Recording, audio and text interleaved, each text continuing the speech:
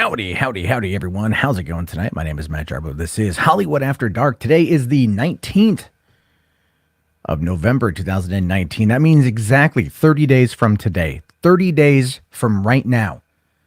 Most of us, I'm assuming most of you, I know I will be having just walked out, or at least a couple hours ago, walked out of my first time seeing Star Wars Episode 9, The Rise of Skywalker. Finally concluding the Skywalker saga, getting it all ready.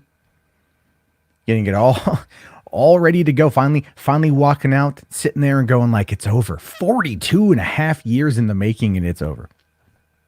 I'll be full of mixed emotions. Probably very emotional. I'm not going to lie. I mean, I was that way after watching both the previous films. Episode 7 obviously filled me with sadness and regret because I got to see one of my favorite on-screen characters die in a way that I knew was going to happen because some asshole had spoiled it for me, but still, it sucked. Then, of course, 2 years later, The Last Jedi. We all know how that turned out. The anger and emotion we felt, obviously not good. Obviously still burning like the fire of 1,000 angry gods. And it's just the reality we live in. But that's almost gone. That's almost gone, baby. 30 days. 30 damn days. However, if you happen to come across that Rolling Stone article that Kathleen Kennedy had given an interview for, I believe the words I want to use to describe it, folks, unmitigated disaster. Because it is. It's literally an unmitigated disaster. That is not a good interview. I mean, like, she tried to invoke Indiana Jones at some point to talk about the darkness of the middle film of a trilogy. Talking about Temple of Doom as being that darker film. Never mind the fact that, Temple of Doom was a prequel and technically not the middle film in a trilogy. Yes, it's the second Indiana Jones movie, and for those of you who don't know, Raiders of the Lost Ark took place in 1936. Temple of Doom took place in 1935. Last Crusade, 1939. Kingdom of the Crystal Skull, 1957. Obviously pointing out the fact that if you want to talk about chronological, Temple is the very first Indiana Jones movie. Although I believe it was the first one to bear its name. But when we talk about Kathleen Kennedy on that topic, I do like to say that she's been around for 40 years. She's had her fingers in our childhood, whether you like it or not. But Star Wars isn't the right fit. And I think she knows that now. I do. I really think she knows that. I was talking with a friend of mine tonight, and he was telling me, he's like, hey, you know what? Maybe she'd be better off for TV. Maybe she'd be better off with TV because The Mandalorian, man, The Mandalorian's great. I got to do a solid video on The Mandalorian, right? I got to sit there and talk about that from the perspective of meme culture and the terms or memes of endearment, right? Really, because you can tell how much something is loved by how much it is memed in the positive. And people are memeing the hell out of Baby Yoda, man. Everyone loves Baby Yoda. It's great stuff. I get memes sent to me every day that are just hysterical because people really love Mandalorian 2 episodes in. And it's already got a very diehard, very dedicated fan base, which is exactly what Disney wants. And don't worry, we're going to be talking a little bit about Disney and maybe some of the problems that they're going to be having here down the road. Because believe me, they're going to be having some serious problems if these reports are to be believed. But really, when you think about this interview with Kathleen Kennedy, it's not good.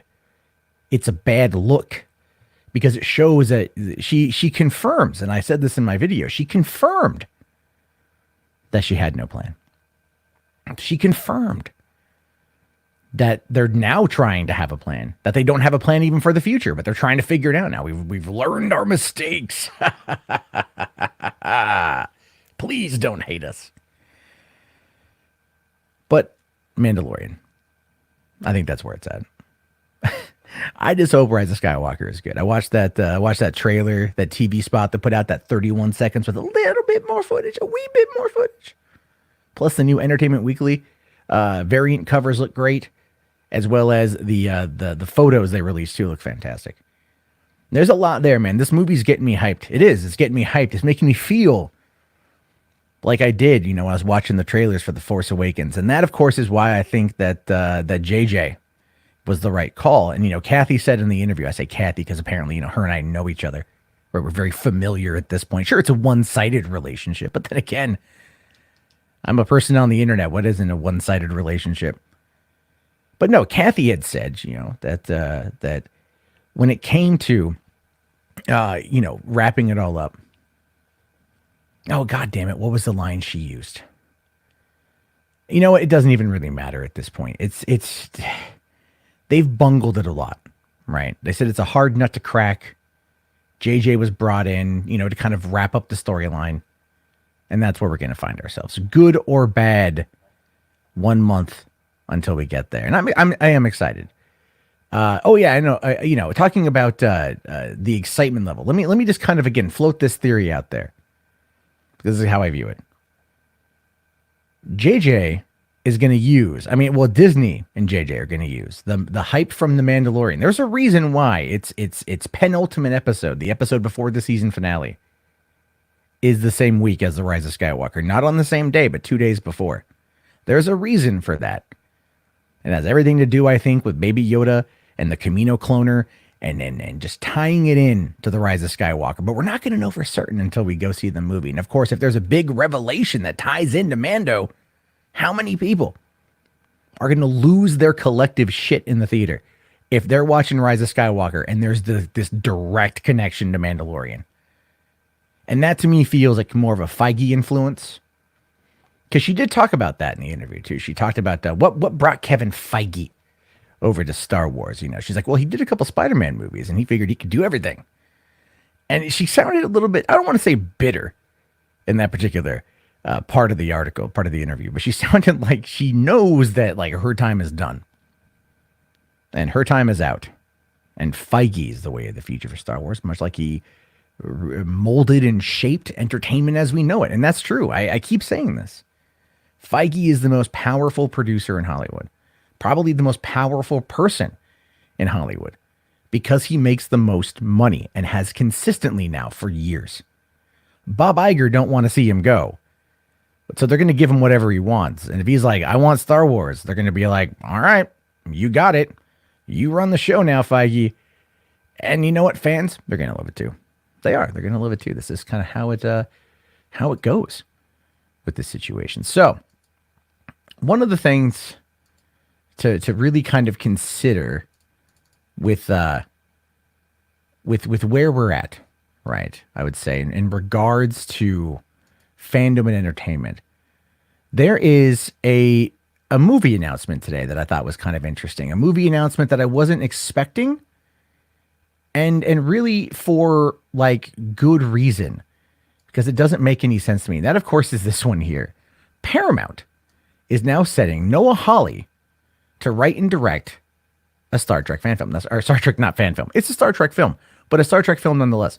Noah Hawley is doing this. And this is a guy that, if you are familiar with the Fargo television series, you are familiar with this dude's work.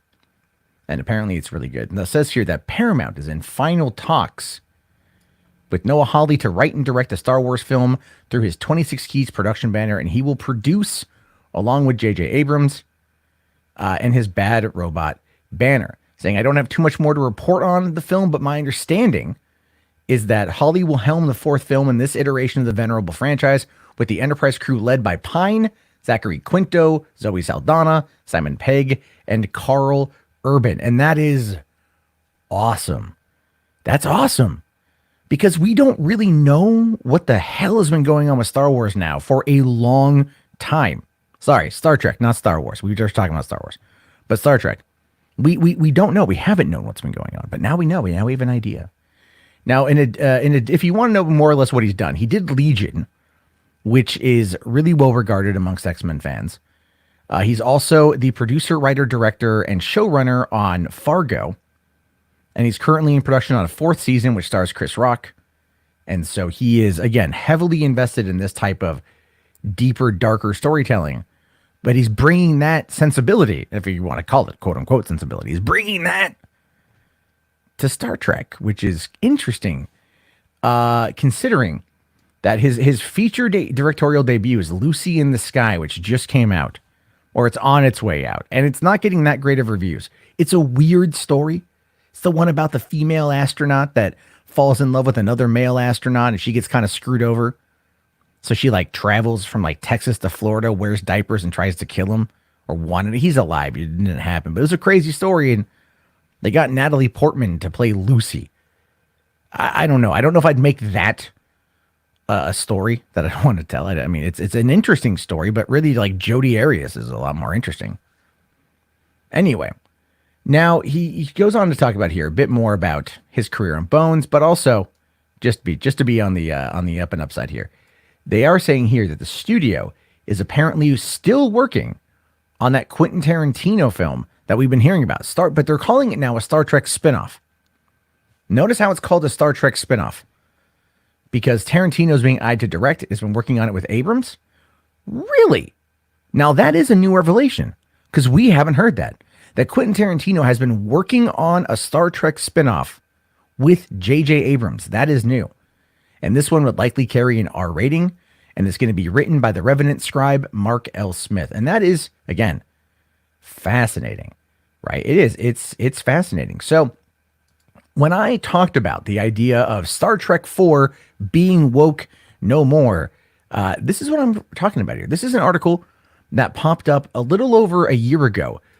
And when news broke that Star Trek 4 was going to hire S.J. Clarkson to become the first female director in the franchise's history. Now, for one, let me just quickly point out and say, I don't think a female director is a bad thing. And I was actually kind of interested to see what she was going to bring to the table. My question then becomes, how the hell did this whole thing fall the hell apart? That's what I don't get.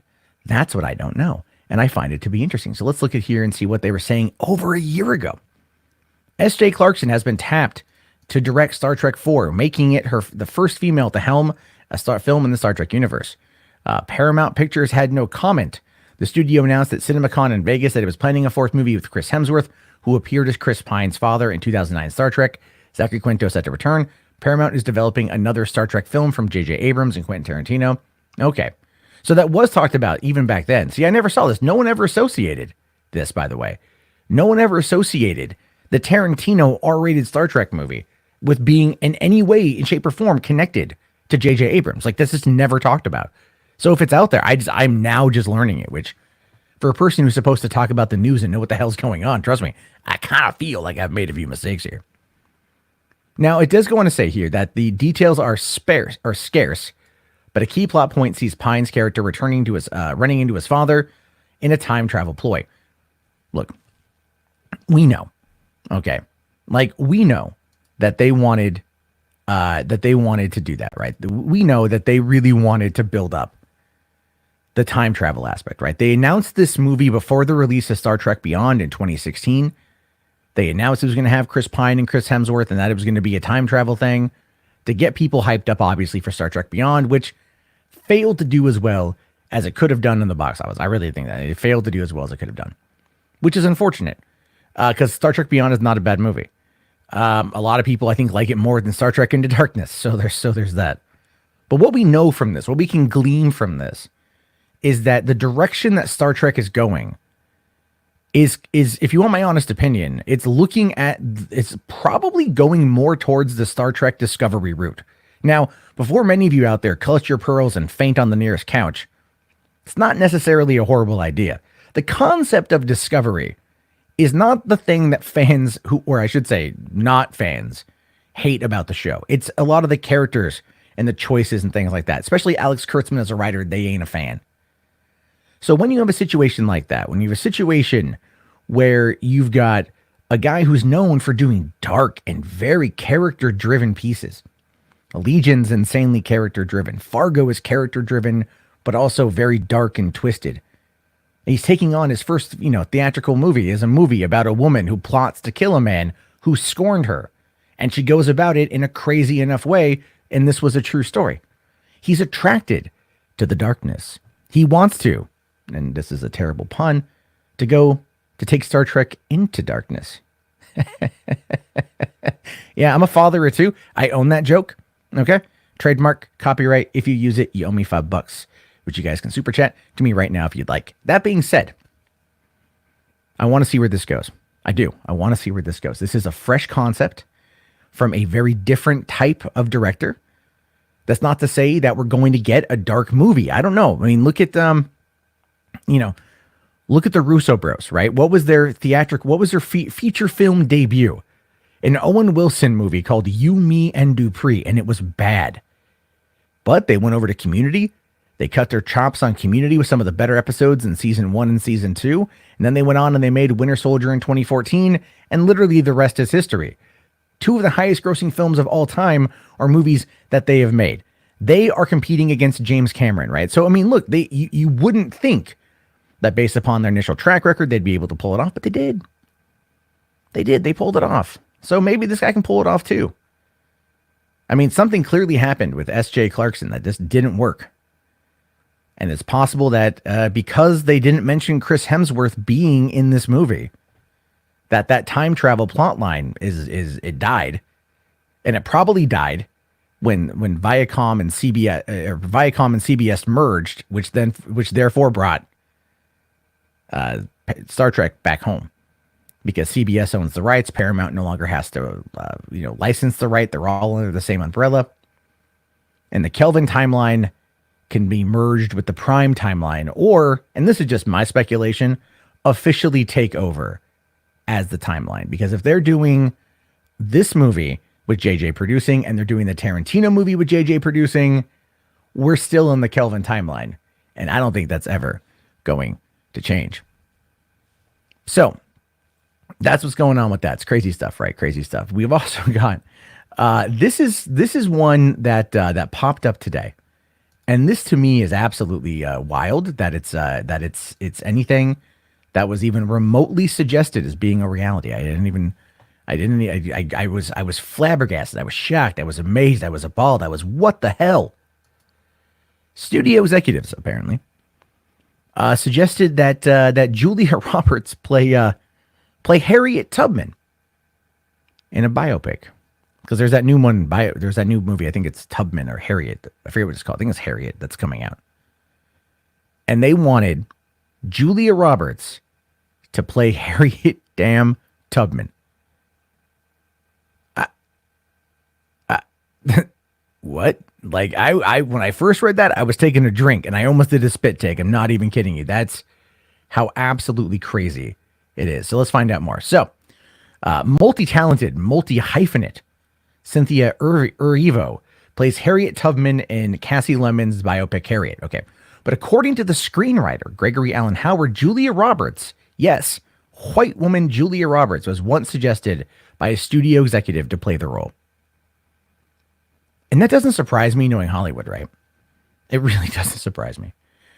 In a Q&A for Harriet, the Studio Focus Features, as well as a piece for the LA Times, Howard explained that he'd been working on the script for Harriet Tubman as far back as 25 years ago, but that the climate in Hollywood was very different back then.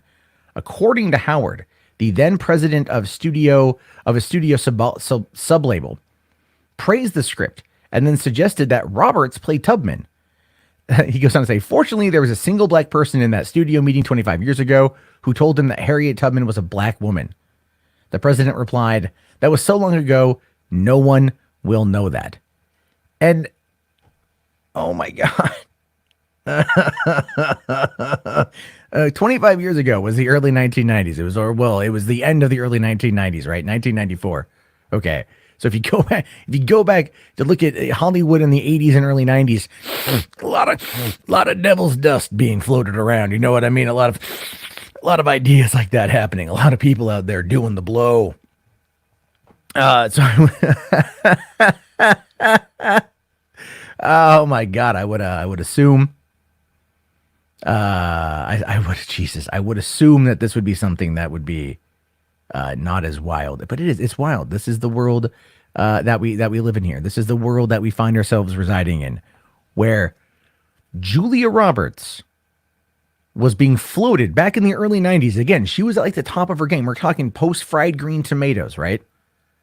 You know, I think she won an Oscar for that. This is at the height of her game. And that would make sense at the time why a studio executive who doesn't know who Harriet Tubman is. Because let's be fair, when you're on that much cocaine, do you really know who anyone is? But that particular person wanted Julia Roberts, coming off of Pretty Woman. I also don't want to forget about Pretty Woman, right? So Pretty Woman Julia Roberts, right, to play Harriet Tubman, to found and work with the Underground Railroad, freeing slaves during Civil War American times, 1860s. Because, you know, that's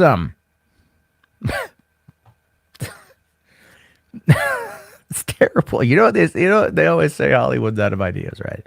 They always say Hollywood's out of ideas. Oh, Hollywood, there's no ideas left in Hollywood. It's all just remakes or rehashes and crap. Yeah. I mean, this is 25 years ago, right? This was in the early 90s. What you have to understand about the early 90s in Hollywood is everyone had money, right? That was like when the studios would be like, I really like your script, dude, and they'd toss $1 million at you. The economy was great. A lot of people doing a lot of stuff back then. I'm just saying, it's like there was money to go around, right? So this is like an idea. They was like, let's just greenlight everything. You wonder how a movie like Stop or My Mom Will Shoot gets made? I mean, outside of Stallone getting tricked into playing it by Schwarzenegger, movies, I mean, look at how many crazy bad movies got made in the early 90s. Movies by today's standards would never have a shot in hell of getting made. 25 years ago, made. People had money. They didn't care. They had to fill a release schedule, and they didn't really care. I mean, that was back in the day when studios, that there was a competing script, and this is true. There was a competing script. A studio would throw $2 million at a writer just to buy it. And you know what they would do? Lock it in a vault. Because they just wanted to make sure that none of the other studios would get their hands on it. So they bought it for an overpriced amount, and they would huck it in a vault. That's Hollywood for you. But to go as far as to suggest that Julia Roberts play Harriet Tubman in the 90s, if I'm being fair, if I'm being real here, and I'm going to be real, this is true. You may agree, you may disagree, but I believe this is more accurate. In the 90s, if Julia Roberts were to play Harriet Tubman, she would have won a damn Oscar. I guarantee it. I guarantee it. She would have won an Oscar for that damn movie. I guarantee it. And I think I'm right. They would have been like, that was such an amazing portrayal of Harriet Tubman by Julia Roberts. She did such a good job. How she conveyed the emotion of a much older black woman during the Civil War who was freeing slaves during the Underground Railroad. She did a great job with that. She totally deserves the Oscar. Total transformation. Couldn't even tell. It was almost like it was a different actress. Because, you know, that's what they say. People make bad choices in Hollywood. As we already talked about Kathleen Kennedy tonight, I think we can agree there's a lot of that crap that goes around. So this next one here is very interesting, very fascinating, especially if you've been following along with Disney Plus, right? If you've been following along with Disney Plus, you're going to find this very, very interesting, because one of the things we don't know about is how many people have really signed up. We don't know that. But if you look at this story here, you can see that there's been a lot of people who have signed up. Disney touted this the other day, right? This is coming from November 13th, the day after the launch of D+, right? The D-Day +1, or I should say Mando Day +1. Disney says Disney Plus has over 10 million signups after launch day. Now, and I'm not going to deny that number, deny that figure, man. Like, I've got Disney Plus. I've probably spent more time with that than Netflix in the past, like 3 months. In the last couple of weeks, I've spent more time with it. So there's content there to watch that I like. I have kids. It makes sense. So it has over 10 million does make sense to me. Now, it says here, touting extraordinary demand. Disney announced that Disney Plus had signed up over 10 million users, making the claim one day after launching early on November 12th.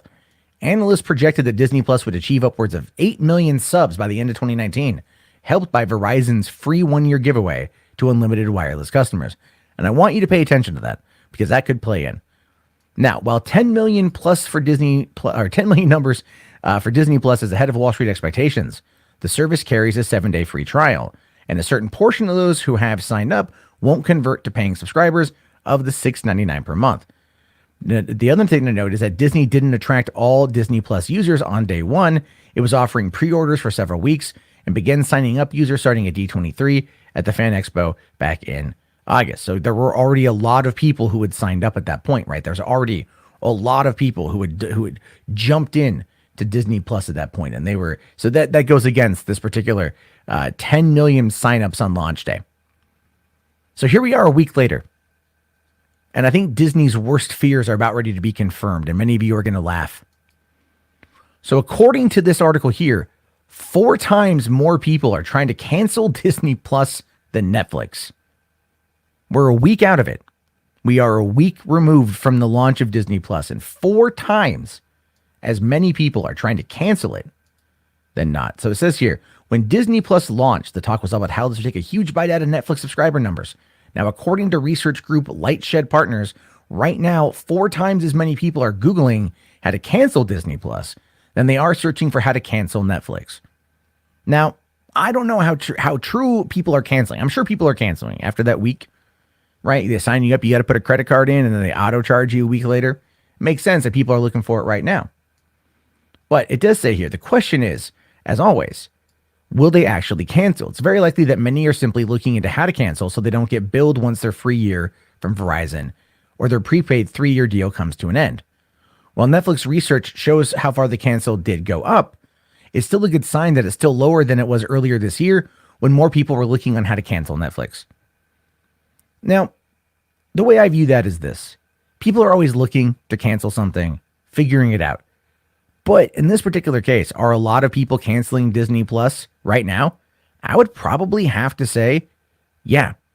And a lot of that has to do with just the content, right? Now, this next paragraph here, I agree with. It says the real deciding factor will be a year from now. Would Disney Plus offer enough content to justify keeping people subscribed once their prepaid deal comes to an end? Will HBO Max, Apple TV, and NBC's Peacock service slowly steal away Netflix subscribers until Netflix feels the pain? And the truth of the matter is, a lot of people are going to bail. A lot of people are going to run. They're going to quit. And it just, again, it makes the most amount of sense that, you know, the stuff that they're not necessarily used to is going to be what they walk away from first. When I talk about Netflix, and I've mentioned this before, Netflix was reported to lose upwards of 15% of North American subscribers when Disney Plus dropped. That was the whole thing, that people were saying they were willing to cancel. But at a $7 a month price tag, that's like 2 cups of coffee a month. And Disney Plus is not made for the same kind of people Netflix is made for. It really isn't. If you look at what they have, it is predominantly, overwhelmingly for families, right? It's 100%. It's so overwhelmingly for families. And parents out there who have kids who can put Disney Plus on the screen, they're going to make a lot of them, you know, that's going to be the big thing there. You know, if you figure a lot of parents bring up Netflix kids, especially with YouTube kids taking a crap, if they bring up Netflix kids and they turn that on, Disney is going to be for kids. And that's going to be where a lot of people stick around for. And another group are boomers, because boomers love nostalgia more than people like me who grew up in the 1980s. But boomers love nostalgia, and Disney loaded it full of nostalgia. So they're going to keep it too. So I don't think it's going to be that big of a thing. I don't think we're going to see that big of a cut. But right now, that's what the data is saying, is that people are looking for ways to cancel Netflix or to cancel Disney Plus 4 times at a higher rate than Netflix. Now, Netflix has over 100 million users in North America, or no, 65 million users in North America. So to 10 million people to 65 million people, it's a big difference. So we'll have to wait and see what happens. But in the meantime, I guess my question to you is, are you going to cancel your Disney Plus membership like when Mandalorian ends next month? Or are you going to keep it because you enjoy it? I mean, it's a legit question. I have 2 kids, so I'm keeping it. But I can understand completely once Mandalorian's up and there's nothing really new in the time being, that's when you're going to see a lot of people canceling their subscription, is once the flagship show is done. I mean, most of the content you might already own. And so there's really no point in keeping it until there's some new stuff to watch. And that will be generally when Mandalorian Season 2 comes out at the end of the year. So we'll have to wait and see what happens, but it will be interesting to watch nonetheless. All right, let me bring up this last thing. We'll talk about this last story. Okay. So, Star Wars Rise of Skywalker is coming out here very, very, very soon. A lot of people are talking about it. A lot of people have been speculating, or as my friend says, speculating, regardless of me telling me he's pronouncing it wrong. And one of the things that I've noticed today is it got picked up. Okay, we've talked about leaks, we've talked about rumors, but one of the biggest problems with the way that this stuff gets brought up is that rumor gets treated as fact. It's a game of telephone, and at the end of the telephone, it's regarded as real, and this stuff then becomes realistic to some people. So looking here at Bounding into Comics, which your mileage may vary on how trustworthy you see the site. They say new alleged details emerge on Star Wars: The Rise of Skywalker screening, and this has been floating around all day today, right? New details emerge from a Rise of Skywalker test screening, which is fascinating because my buddy Louis Lecca debunked that. He did. He debunked it on his website, nerdreport.com. I talked about it a couple weeks ago. But apparently, it's a lie that just won't die. And now it says, new alleged details emerge from a rumored Star Wars Rise of Skywalker screening with loads of spoilers surrounding Emperor Palpatine. The rumor comes from Doomcock, who previously recounted the rumor regarding the disaster of the Rise of Skywalker screenings of 3 different versions of the film, including a Kathleen Kennedy cut, a Bob Iger cut, and a George Lucas cut that would introduce a secret Skywalker. Funny thing about the Lucas cut. In the interview that Kathleen Kennedy gave to Rolling Stone, which published today, when asked about George Lucas coming back, she had said, probably not. He's busy working on the Lucas Narrative Storytelling Museum in Los Angeles, and that's taking up all of his time. So why would Lucas come in to cut together the movie? It doesn't make any sense. Iger is not going to have any time with the opening of Disney Plus and the opening of everything else that he's working on in his memoir and all the touring and everything else he does as being the CEO of Disney to come on in and do a cut. Kathleen Kennedy cut would probably be a J.J. Abrams cut, and she did say in that interview that they're still tweaking things to get it done. Now, here's just a little bit of a thing for you.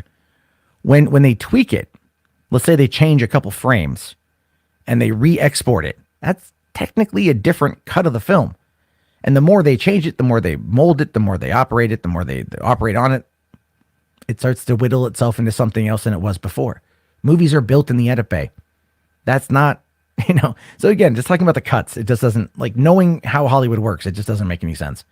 I mean, and the idea of Suicide Squad comes up quite a bit. And that one, we know that there was David Ayer that worked on it. And then we know Warner's went to a music video production house to have him cut it.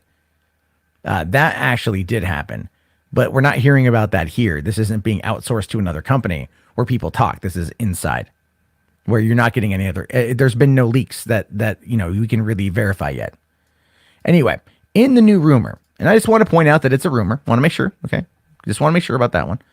In the new rumor, Doomcock describes a different cut of the film. He describes it as a hybrid between the Kathleen Kennedy cut and the Bob Iger cut, and a cut that will be more likely never seen by the viewing public. Yeah. Because this is again how it works is every cut is a cut, every Jesus. All right, so this is what his source said. The screening opens. I don't want to read all that if you guys haven't seen that. All right. Anyway, there's apparently a bit in here about working on what is it? I grabbed the.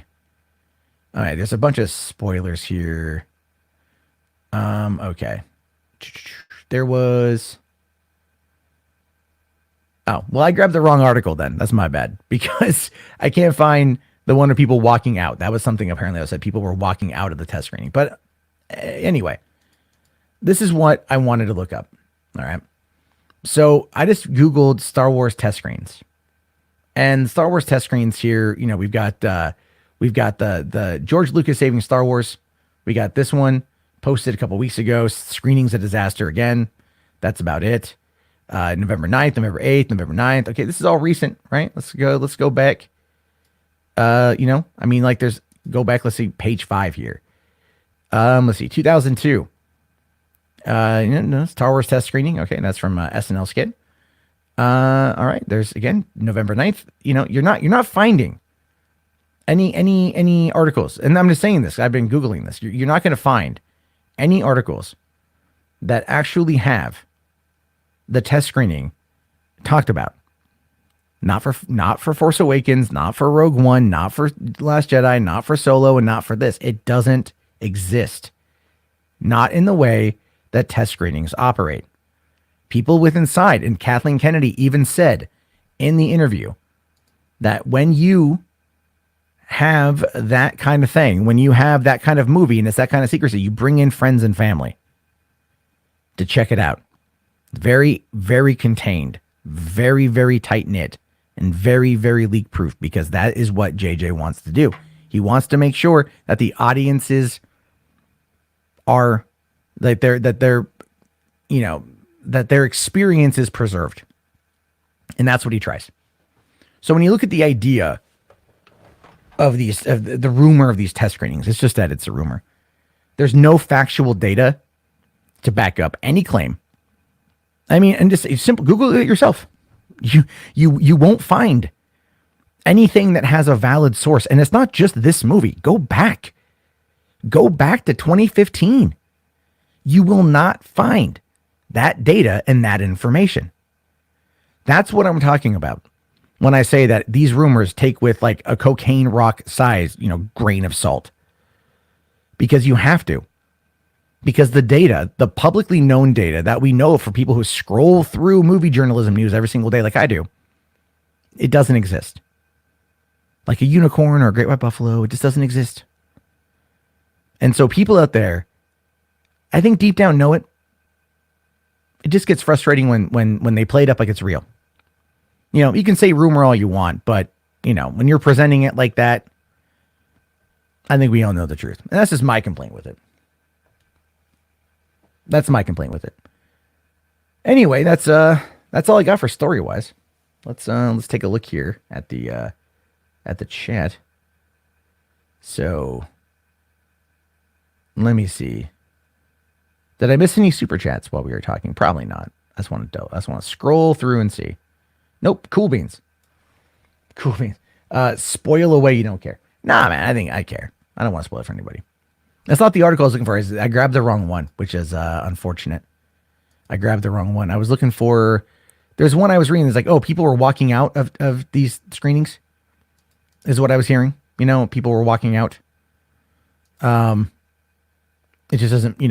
Like, okay, where, I'm looking on Star Wars leaks right now, not seeing anything on it. Let's see. Yep, yeah, we're not seeing anything about people walking out of a test screening. So I'm just saying, it's one of those things where you have to kind of look at it and go, yeah, it's not really real. Unicorns do exist, though, only in North Korea, buddy. Only in North Korea. Come on, you know that. Let's ask for a George Lucas version that'd be like the Donner cut of yeah, that'd be cool, man. Like a Donner cut of Superman 2. Like, hey, George, you want to go in and re-edit a movie you didn't shoot? Really? I mean, that's about it, right? Let's see. If I were to start an independent movie studio, what kind of films would I make? Brian, I would strictly do point of view found footage movies. I'm not even kidding you. That's what I would do. And that's exactly what I would do. I would do point of view found footage is how I would roll, because that's the kind of crap that I like. Those are the movies that are fun. Those are the movies that are good to watch, and those are the ones that I enjoy being involved with. So it's good stuff. It's good stuff. Okay. Let's see. What are my thoughts about the live stream last night? It was an interesting experience, to say the least. I don't know necessarily if it was productive. Cathartic would potentially be a good way to describe it, but at the end of the day, no, I don't know, man. It went on way too long. I was up way too late, and I'm exhausted today as a damn result. So there's that. Let's see here. Let's see. You hope Rise of Skywalker is on a Frankenstein creation, dude. Every movies aren't shot linearly or in order, right? So they're all Frankenstein together because you shoot them at different times. There's a reason why it takes like 4 or 5 months to shoot these movies, if not longer in some cases. It's 4 or 5 months, sometimes 6 months, sometimes 8 months to shoot a movie. They don't shoot it in order. You know, I mean, you'd be amazed at how much stuff is done by a second unit director. If you go and you look at some of the stuff, I forget what it is in like the Hobbit, the battle. I think it was the Desolation of Smog, when Lee Evans was like running over like the rooftops trying to chase down Smog. A lot of that was shot with Andy Serkis directing it. It was second unit. Peter Jackson was working on the scene, was doing other stuff. So like, Jackson didn't direct that. A lot of times second unit director picks up a lot of the stuff that you see, like small little things, small little side scenes or something. So the thing is, it's all cobbled together. I mean, it's kind of I don't know, it's kind of a disingenuous statement overall, but that's how it works. That's how it works. Let's see. I need mods on the channel. I have to bring them up. The Angels movie. I haven't seen it yet, Kazra. I will wait for Netflix. So let's see. Terminator Dark Fate and Charlie's Angels are your two favorite movies of the year because you're 16 Jesus. Well, I mean, if you are a 16-year-old girl, and I'm glad you enjoyed them. I really hope I hope you like it. Yeah, that got everybody. Not in a good way, but I liked it. Let's see. Any chance you'll do a video on the FTC involvement? Yeah. It's on my list of things to do. I did the video on Death Stranding and the Game Awards today, and that's what I got caught up doing. And then I did another video that was like, okay, so like I got sent a scoop, right? I got sent the scoop. That's kind of a like, and I address it as a rumor and scoop and everything else. And I can't post it until I thought I could post it today. So I did the video. The video's done. And then I ended up getting emailed and saying like, yeah, hey, listen, it can't go up till tomorrow. I'm like, fuck. So yeah, it sucks. It sucks. Let's see here. But I do want to talk about the YouTube thing and do more like deep dive videos. I do wish, and this is the thing like StreamYard. Love StreamYard. It's a great program, great platform. I wish it'd give me a bit more control over like Chrome and allow me to like tab to a different tab. I do like the ability of having of having the option, but I'd like to be able to also like resize the window. Let's see here. Favorite video games. Halo. Love Halo 1, Halo 2, love Halo 3. Had a lot of trouble with Halo 4 and Halo 5. I played, I think, like 2 times. I bought it and I was like, I did multiplayer with another YouTuber named Chris Raygun for a bit. Way back in the day before he blew up to like 500,000 subs. And in the last time I played, I like The Last of Us a lot. I like the Uncharted series a lot. Really liking Jedi Fallen Order. I like third-person action adventure games a lot. Like I've also been playing through Ghost Recon Breakpoint. There's a lot of people that don't like it. Because of the whole microtransaction thing, but it doesn't bother me because I don't have an issue with it. So, did I like Dark Fate? I did. I actually really did like Dark Fate, and it made so many people angry. It was hysterical. Let's see here. It could have been pretty good. I don't know what that one is. What do I think of the quartering? I don't think about the quartering. I try not to think about the quartering. I'm not a fan. I've met him. He was nice in person. But yeah, not a huge fan. Princess Leia will be played by a baked potato, and Emperor Palpatine will be played by Clint Howard. Fucking do it, dude. Do it. Put Clint Howard in everything. Deep fake him and Nick Cage into every movie. Do it. Do it. We need to do it. So, let's see. Oh, you saw Dark Fate and you were bored? I'm sorry to hear that, dude. I really liked it. What's my favorite, my good night favorite Arnold Schwarzenegger line? I love the line from Kindergarten Cop, who's your daddy and what does he do? All right. I like that quite a bit. I like Arnold in his more, comedic roles, like let's say Running Man, for example. Follow me, Christmas tree. Here's Sub-Zero. Now just plain zero. Like there's great, just cheesy 80 lines. Or like from Commando. Remember when I said I'd kill you last? Yeah, I lied. There's so many great lines for him. It's not just I'll be back or hasta la vista. There's like a lot of great Arnold lines. I'm a huge Arnold fan. I think a lot of us are deep down inside. We're huge Arnold fans. Well, hey, good night. Go to school. Have a good time. Learn something. Not from me, but from more intelligent people out there. Favorite Schwarzenegger film. My favorite Schwarzenegger film is, oh man, that's a tough one because I'd say probably Terminator 2. right? Terminator 2 or True Lies? You know what? I'd say True Lies over Terminator 2 because I really, really love True Lies. It's not just because of Schwarzenegger. It's because you've also got, I think Tom Arnold was fantastic. You've got Jamie Lee Curtis, I thought was great. You got Bill Paxton in that great little role. Charlton Heston as a Nick Fury-esque type, clandestine agency, operator and shit. Trasker, I think is what his name was. No, I think Harry Trask was the was the cover of Schwarzenegger's character. I love True Lies, dude. That movie, it's not even on Blu-ray. Like for some reason, Cameron will not release it on Blu-ray. He'll suck the dick dry of Terminator franchise, but people are like, dude, we would pay money for, Blu-ray of True Lies. He's like, nah, I'm good, man. Like, dude, to get my hands on it, to get my hands on an HD copy of it, I found an HD upres from Stars. Looks fantastic. But it's like you're forcing me to want to watch a movie that I love from 25 fucking years ago. You're forcing me to go about it in ways that are maybe not the most, the best on the planet. And I'm sitting there going like, I will give you money. I have money in my hand. I will crumple it up and I will throw it at you like you're a stripper working your way through college. Like, I will give you money. Give me True Lies. What the ever-loving fuck? I Lied is a great one. It's fantastic, man. Commando across the board is a good movie. Let's see here. I'm old but not obsolete. That was a good line too.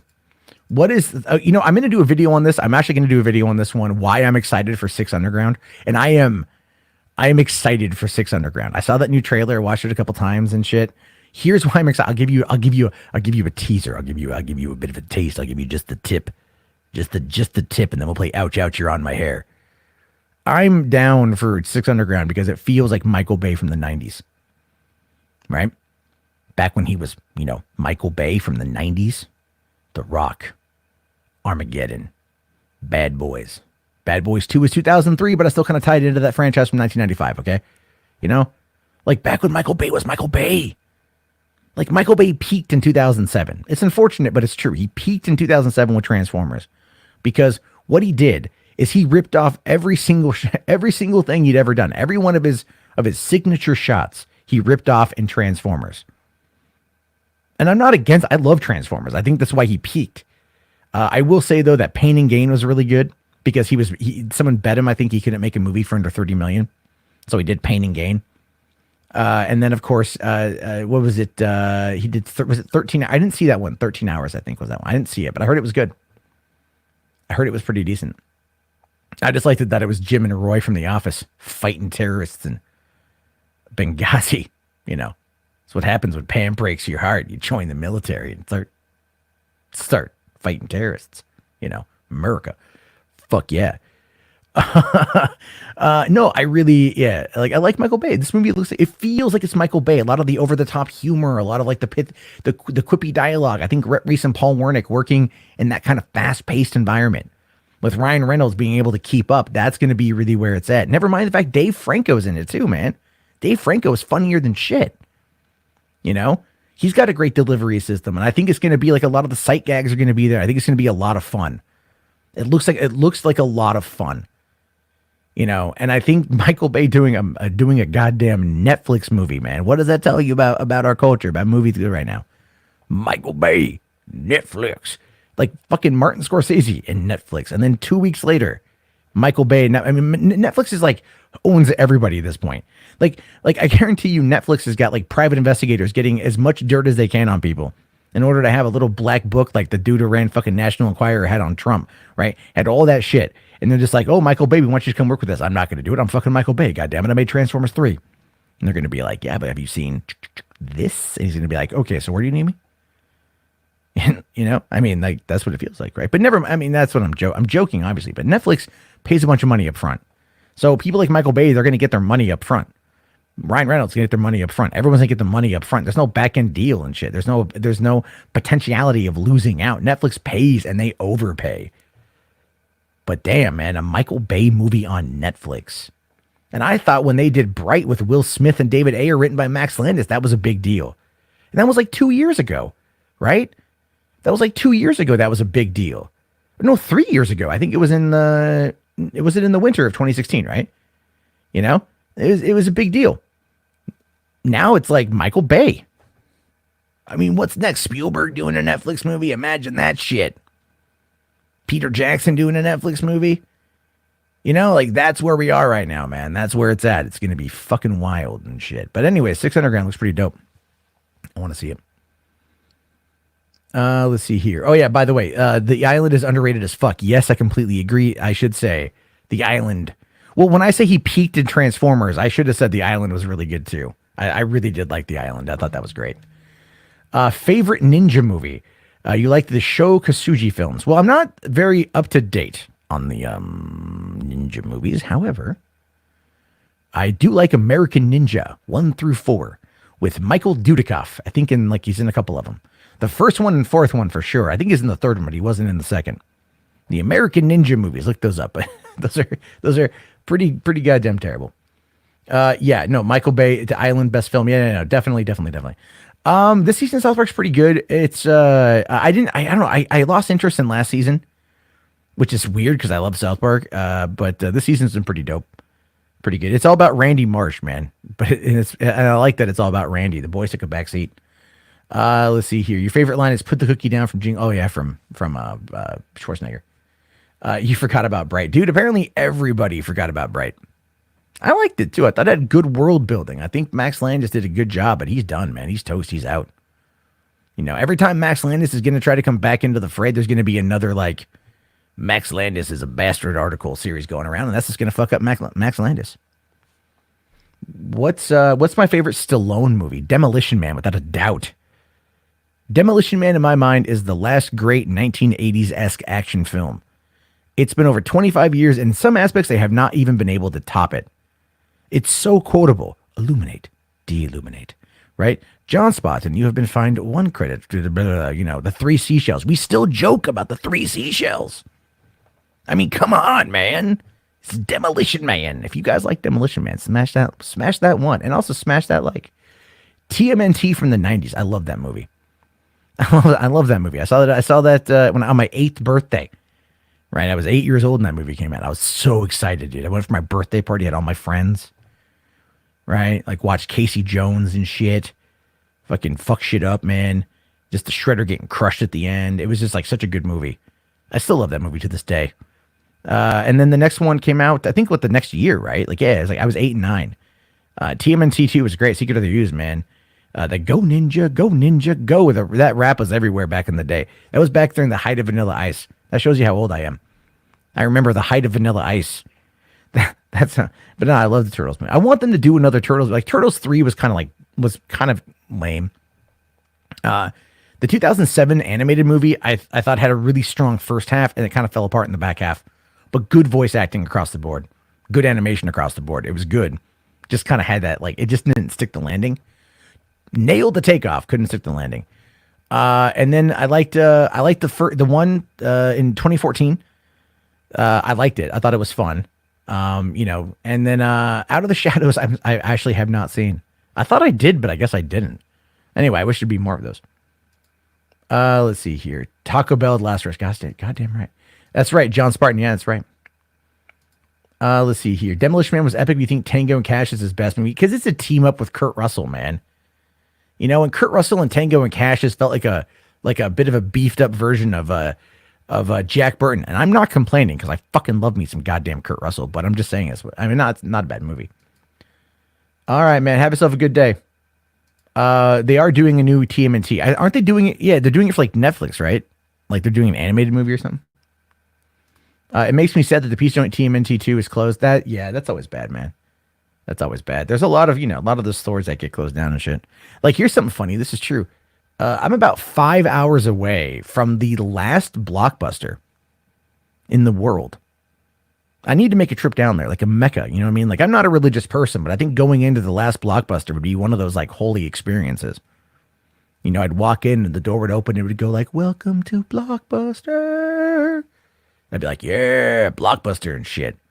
Let me get overpriced popcorn and really overpriced used movies." But just to enjoy it. I miss the video store experience. You know? Like, I mean, I miss the video store experience because just walking around. I love Netflix. I love the ease and simplicity of it. But I get lost just like thumbing through thumbing through menus, thumbing through this and that. I always get lost in that shit. But going to the store and seeing the covers and reading the backs and like looking at the Skinamax movies, like, yeah, that chick's gonna get nude. My favorite, this is true. I worked at a Hollywood Video 20 years ago. God damn. Seriously, I was 17. Summer of 1999. And I was working at Hollywood Video, and we had a couple Skinamax movies there, right? A couple softcore movies there. Like we had like three. I think we didn't know we had three or four. And I'd already seen them because I covertly checked them out. So I wanted to see what they were about. I wasn't old enough to buy pornography, but I was old enough to rent that. Just saying. Anyway, but we all knew where they were. And this one time, this guy comes to the counter and he smacks down all four of our copies. And he puts them right in front of me. And I'm a smart ass son of a bitch. And I just looked at him. I forget what the movies were called, but I just started reading off the titles to the coworkers. I'm like, oh, what you got here today, sir? And he's like, I'm just getting some movies, like, just a lone weekend by myself, just get to, whatever. Keep in mind, 1999, man, we saw like fucking 128 kilobyte, broadband was considered fucking fast, right? Most people rocked like 56K. You can't look at porn at 56K. You're going to have blue balls before the time the first image loads. Like, it will load and you won't unload. You know what I mean? Like, that's how long it takes. Anyway, so I start like reading off the titles, and the dude just gets like beat red face, everything. It was funny. I don't think he was happy with me, but I'm like, dude, I don't care what you're going to go jerk off to, but you're going to catch shit if you rent it from a fucking video store, man. Because here's the thing. 2 miles up the road, they took a former crab shack, turned it into a fucking porn shop, kept the spinning sign up top. And it's literally on top of a hill. I'm not kidding you. It's on top of a hill overlooking the I-5 in Portland, Oregon. So you're driving up the I-5, you see this big spinning sign, fantasy adult video. And we were like 2 miles down the road. It was open in 99. You go down there and you get the damn thing.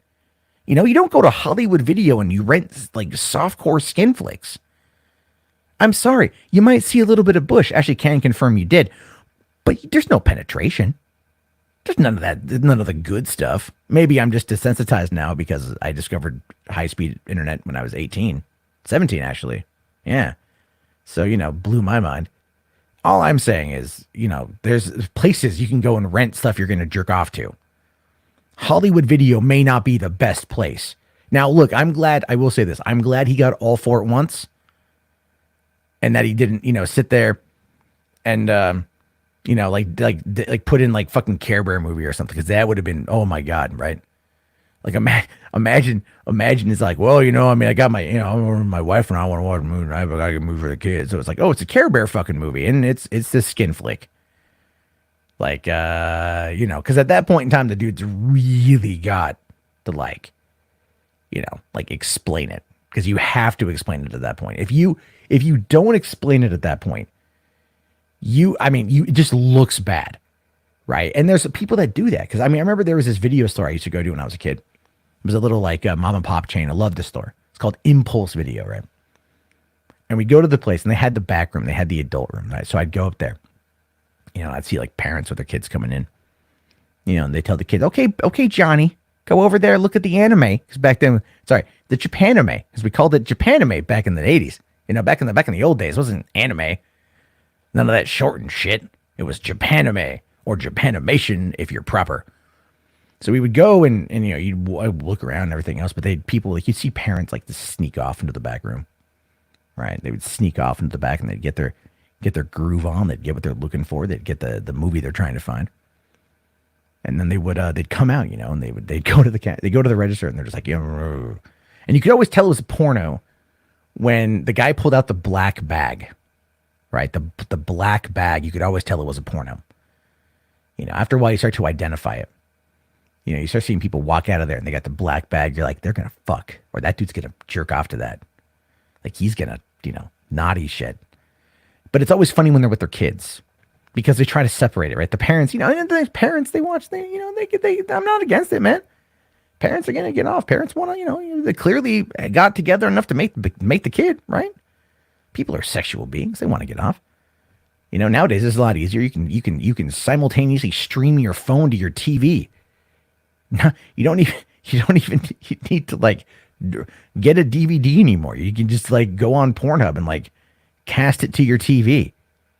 You know, like you can do it on YouTube too. Just right on your TV. All right, good to go. Remote works and everything. Technology is fantastic, but 20 years ago, man. 20 years ago, it was a whole fucking thing to go down and try to get porno. You know, you parents would go through hell in order to keep it away from their kids. And those are the good old days. Like, I know that sounds weird to say, and you might be going like, what are you talking about, Matt? Like, Jesus Christ. But I'm saying, like, those are the good old days. You know, when you had to actually try. Like, I remember when I was 15, my mom said, you can't watch Pulp Fiction or Seven. For some reason, she was really against me seeing, like, Pulp Fiction. She had seen it, and she was like, oh my God, it's terrible. My son won't like it at all. And then Seven, just in her mind, looked like it was going to be a bad movie. So one day, my mom and my stepdad were going to take my brother and sister, and they're going to go to a wedding, and I had work. So I asked her to bring my bike to work, because I worked at a factory at the time. Not kidding you, I worked at a factory. And then I rode my bike over to Hollywood Video, and I knew the people who worked there, and I was all like, yo, I'm going to check out some movies. And like, all right, cool, man. So I went over and I grabbed Pulp Fiction, and I grabbed Seven, because I was going to be gone. They were going to be gone all night long. I was be able to watch whatever I wanted to watch. So then I got that, and I rode my bike home. And as I'm riding my bike home, I get to this hill. And I had some like microwavable pizzas and like a 2-liter bottle of Coke. Because remember, I was like a fat fuck. I'm still a fat fuck, but I was a bit fatter fuck back then. Horrible diet, but I didn't care. I had Pulp Fiction and I had Seven. Lost control of my bike, crashed my bike, took the chain off the bike. Still about a mile from home. So I'm fucked up and bleeding. I'm hurting like hell. And I start getting to my house thinking, okay, the parents are going to be gone at this point. They're going to be gone. I can just like walk right on in, have dinner, watch the movie, be good. Don't want to get in trouble. I get to the top of my street. I peek down. Car still in the driveway. God damn it. So I coast my bike a couple blocks away to my friend's house. I'm like, dude, I need you to hold on to these for me. He's like, what's that? I'm like, I have Seven and Pulp Fiction. You can come over, we can watch them. But I need you to hold on to these for me for at least an hour. And he goes like, all right, no problem. He was 14, so, you know, he knew what was up. I have other stories about him. Anyway, so then he came up an hour later. They were gone, and we ended up watching the movies. I mean, like, back in the day, you had to try to get away from that shit, right? You had to be creative. You had to, you know, you had to make sure you had a nudie mag under the bed or in a better space than your parents would never find. You know, like you had to actually try. If you wanted to get into an R-rated movie, you had to try. They don't care anymore. And maybe I'm just old. Maybe I'm just, you know, I'm just reminiscing about the good old days when I was a teenager. You know, as I near 40, right? That midlife crisis bit sets in. But no, it's true. You know, it's true when you sit back and you think about it, right? You go back 20 years into the 90s, you know, Y2K was a thing, but you still, I mean, you had to try. I don't think kids today have to try for much. You want to watch an R-rated movie? Go on Netflix. You know, you want to watch edgy adult humor aimed at, you know, like using children characters? Go on YouTube. You can at least get it for right now until fucking January 1st. It's a weird, different world, you know? It's a weird world. I remember like trying to get into R-rated movies. I'd have to like figure out a way. You know, you had to be creative. Now you can just walk in. They don't care. They don't check. You can buy your ticket online. You know, walk on in, sit down. They're not going to check you. They don't care. You know, it's so easy these days. And the employees don't care. They don't get paid any kind of decent wages. So they don't give a fuck. I don't know. It's just easy. It's all easy these days. Maybe I'm just getting old. Just getting old. Anyway. That was a long rant. And I apologize if I bored any of you. I hope that was funny. I actually really hope you guys were getting a kick out of that, those who were here. So, all right. You know what I'm going to do? I'm going to be on about maybe another 20 minutes and shit. So what I'm doing is I am dropping the link in the chat. Come on in. It's open. There it is. Come on in. We'll have a conversation. But no, I hope you guys enjoyed that. I like to talk about the past, and I like to be entertaining and energetic and tell stories with a lot of inflection in my voice. So it's up to you guys. But you know, here's the thing: we there's a lot going on in Hollywood right now. I mean, a lot of crazy shit going down. Was this comicbook.com article? Does Star Wars need a Darth Maul movie or TV show? God damn, I hate those questions. Of course they do. Of course, I mean, come on, come on? You guys don't want you guys don't want a Star Wars thing, right? You don't want it. Like that was a very relatable story. Yeah, man, fucking 90s, dude. Great times. Trying to think of like the ranting. I've got more stories and shit. Funny thing is that friend of mine that was watching that was holding movies for me. A few years later, I think about 2 years later, 3 years later. No, it was like 2 years later. Sorry. His parents had a friend who could install dish cable, right? So they hooked them up. They got all the pay-per-view channels. You know, they got all the pay-per-view channels, and they got everything, including the what was it? The Vivid channel, right? You guys might have ever heard of the Spice channel, right? Everyone had Spice channel back then, right? That was the softcore porn channel, right? That was the one you'd watch scrambled, like the opening of American Pie. You know, and you're like, did I see a tit? You would never see a penis because it was, you know, softcore, so you never actually saw a dick. But on the Vivid channel was 100% pure adult-rated entertainment. So my buddy makes me a copy of it. He puts it. He used to move in his camera or move in the receiver for the Dish Network into his room, reroute the cable at night when his parents went to bed. Very elaborate, very Mission Impossible one. And then he would record, like, he would pop in a tape and he would record for hours. And he'd get his hands on, like, you know, hardcore adult entertainment at the age of like 16. You know, this is stuff you buy in a porn shop. So he gave me a tape, you know, because he's a friend, because he obviously cares. And so he ends up, you know, and it ended up being found by my mom, which was pretty funny. I asked her to record The Simpsons, and I forgot I labeled the tape Simpsons tapes. I didn't think she would watch it. And then she left it in my room. she left it in my room. She's like, you need to delete that. I'm like, yeah, Mom, okay. I just ripped the label off, replaced it with fucking Bambi.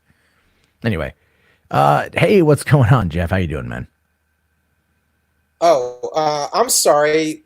Lewis sent me this. I didn't know. I didn't want to interrupt. No, I'm just doing gonna be on maybe like another 20 minutes or so. So All it's right. like I opened the lineup. Okay. So the Star Trek news. Yeah. What do you think about that? I saw Lucy in the Sky, and I don't know if Noah Hawley's ready for a gig like this. Well, I mean, it's a different type of story.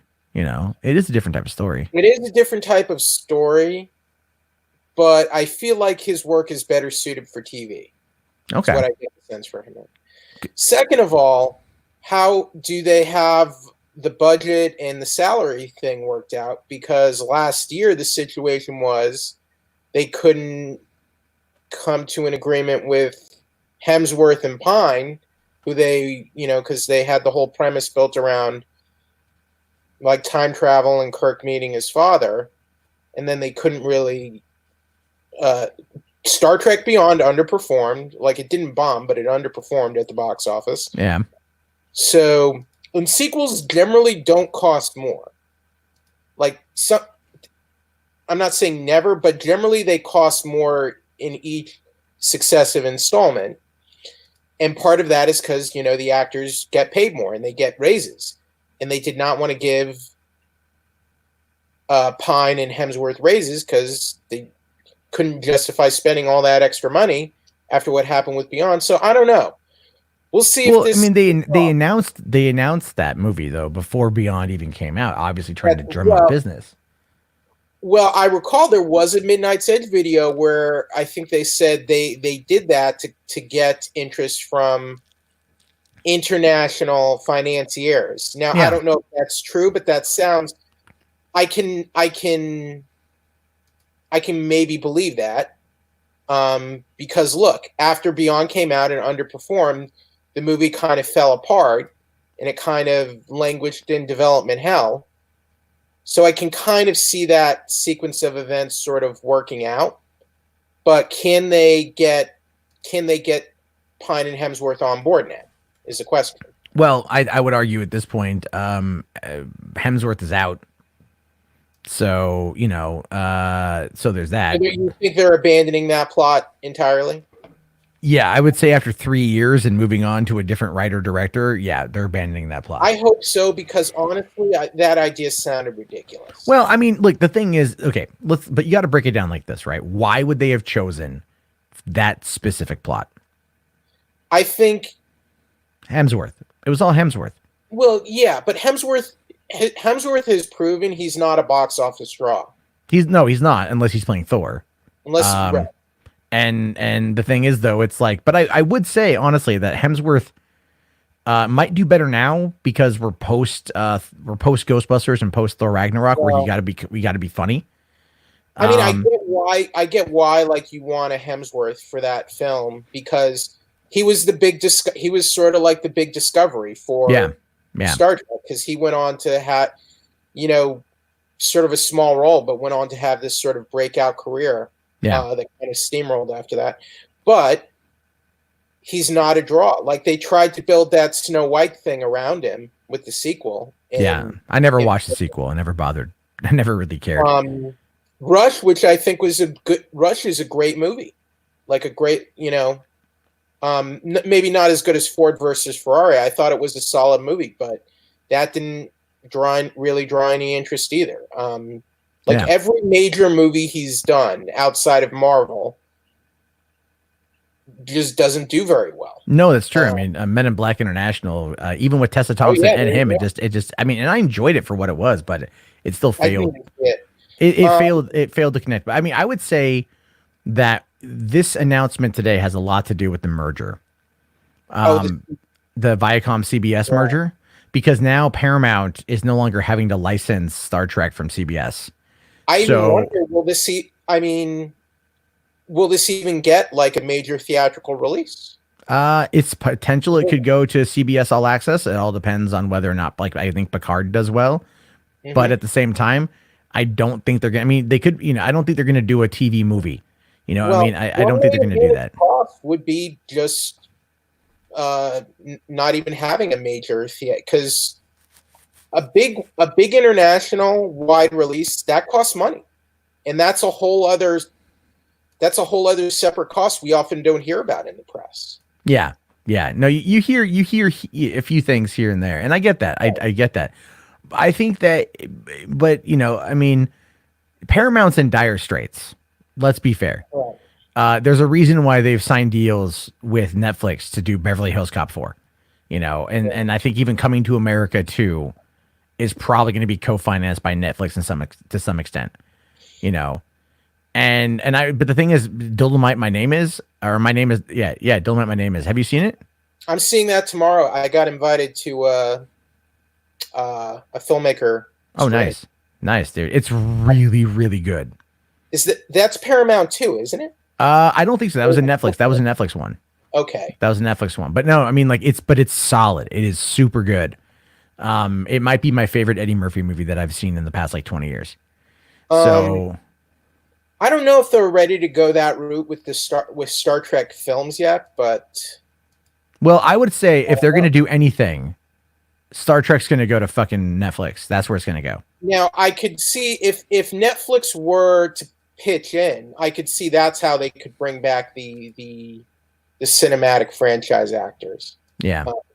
Well, and again, like, I don't know how long, if you've been in the stream, if you've been listening, or I don't know if you just came in because I listened to, like, the Harriet Tubman thing. Oh, okay, yeah, that was fucking Jesus.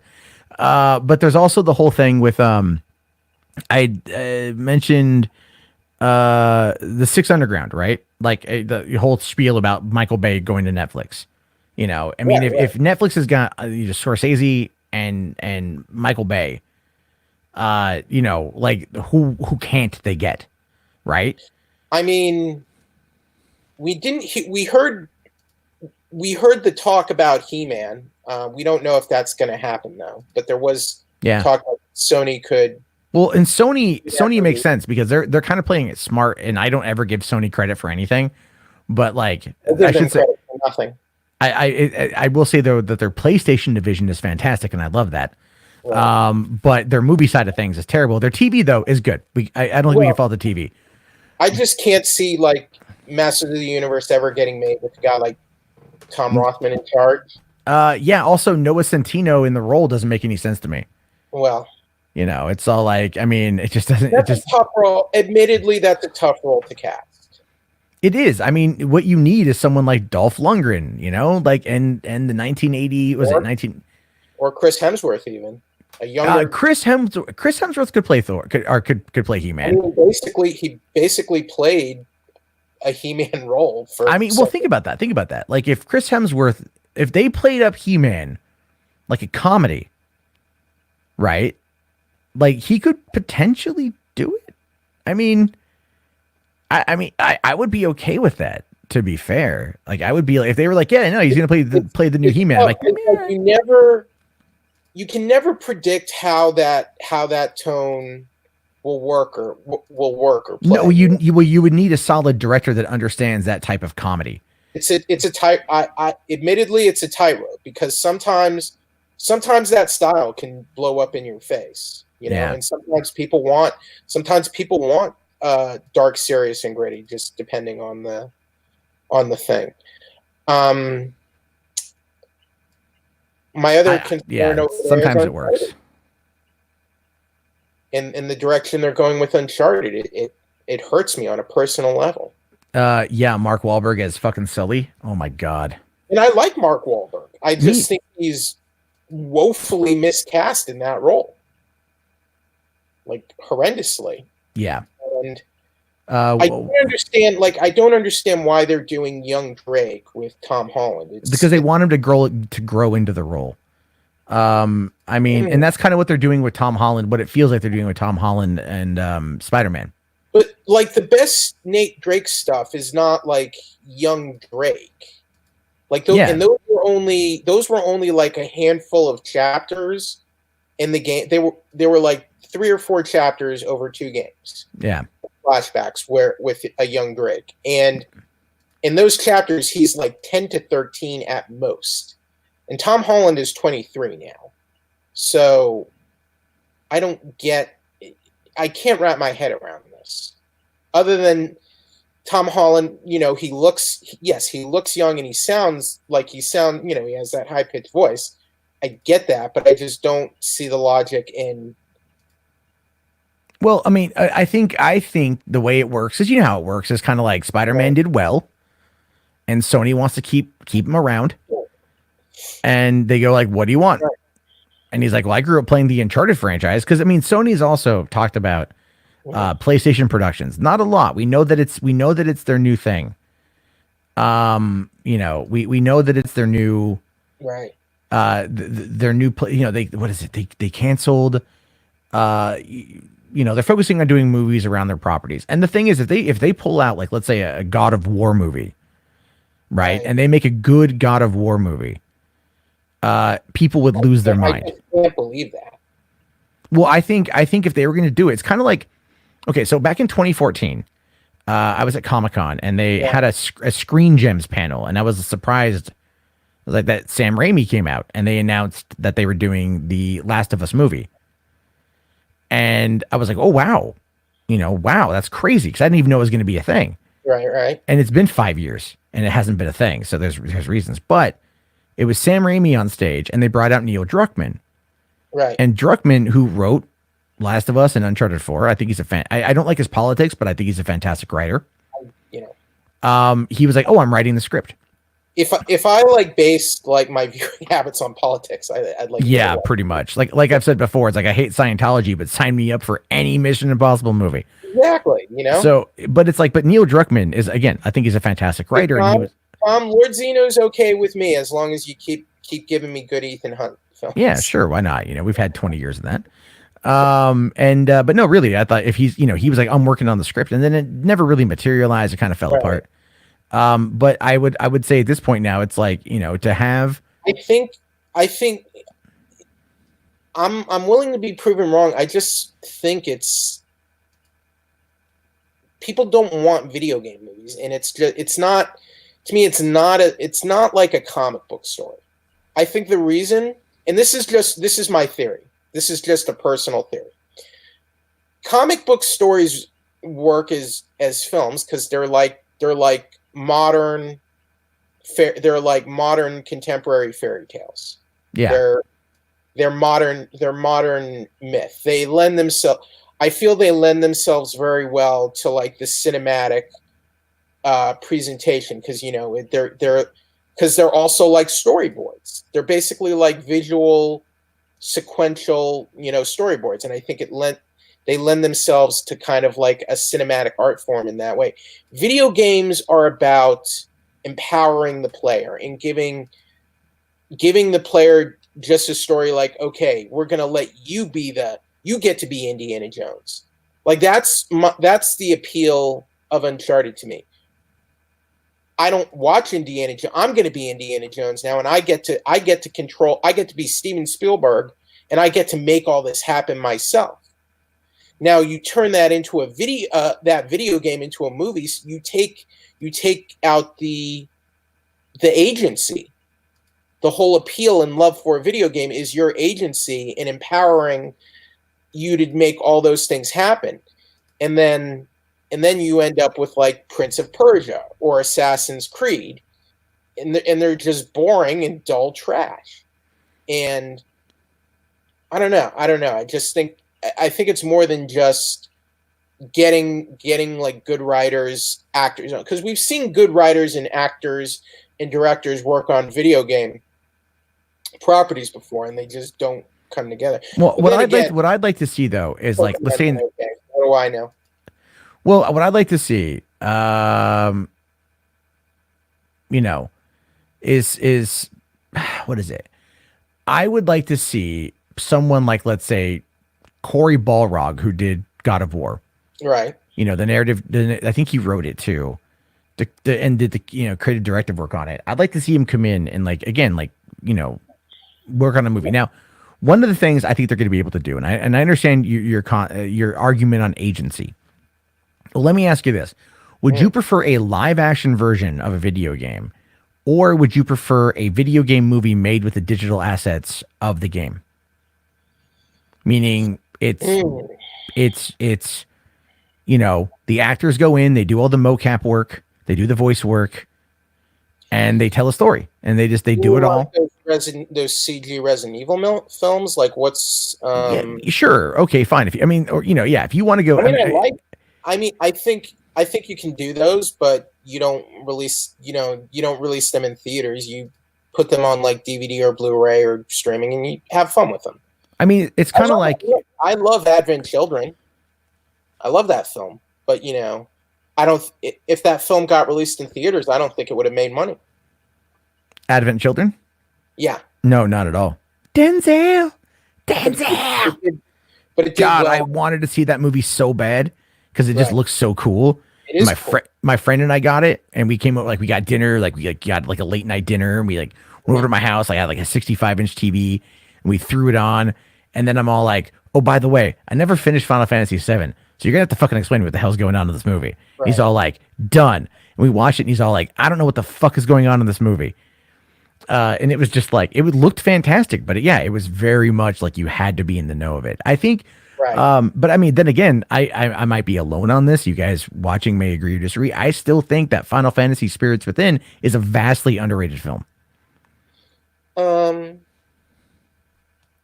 Sure. I mean, I don't agree, but if you like it, I think that's fine. I think for one, like the animation for 2001 was really good. I can't get over Assassin's Creed because like they made that movie and it was just so like hacked up, and like when you play the original Assassin's Creed, it's like you get to take your time. Like the whole cool thing about Assassin's Creed is like you're this just regular average Joe. You get put in this device, and like you're living your ancestors' memories, and you're transported into another time and place, and you're kind of like immersed in this open, like this sandbox. You get to play around in ancient civilizations. And then in the movie, like they just have they just cut to like 500 years ago in Spain, like medieval Spain, and just for like an action scene, and like you that's not why you like Assassin's Creed. So I'm not going to say it's impossible. It's just tough, and I just don't know how. To sum up, I don't know how an Uncharted movie can work. I think if you have, well, for one, the director is Travis Knight, which I think a lot of people are going to be excited for. I think he can do action adventure well, but he needs a good script. And I don't know who's writing this one. And if it's not Neil Druckmann, then I'm kind of not interested, if I'm being honest with you. Just because I think Druckmann, well, okay, whoever did Uncharted 2, do that one. Whoever wrote Uncharted 2. Let's see if Uncharted the movie even gets made, because well, I think at this point, we've been at this point before. I know, and I was actually really bummed when I found out Dan Trachtenberg wasn't directing it, because the script is still credited on IMDb as Joe Carnahan, but I imagine it had to have gone through a number of rewrites to kind of, because when Carnahan was on, they didn't talk. He was on when it was not a Young Drake movie. Before, this was pre-Tom Holland. So they had, whatever he did, they had to have rewritten it a lot. Yeah, well, I mean, those kind of things always go through that, right? So you gotta, like, that's kind of always how it goes. Is like those movies, they always get rewritten, and studios don't know. Sony doesn't know. Sony just needs to like outsource. Like Kevin Feige needs to clone himself and then send himself to every studio. Like, really, at this point, they're not able to crack that egg. But perhaps they're going to go maybe streaming with it. Like they're gonna. I mean, Tom Rothman is notorious. He's built up a notorious reputation over the years as being a micromanager and kind of. Oh, I know it. Fox. We all know the stories of Fox interfering, and it earned him a bad reputation. So, I mean, I still don't even know why he's there. His movie, like, he hasn't had really any kind of success.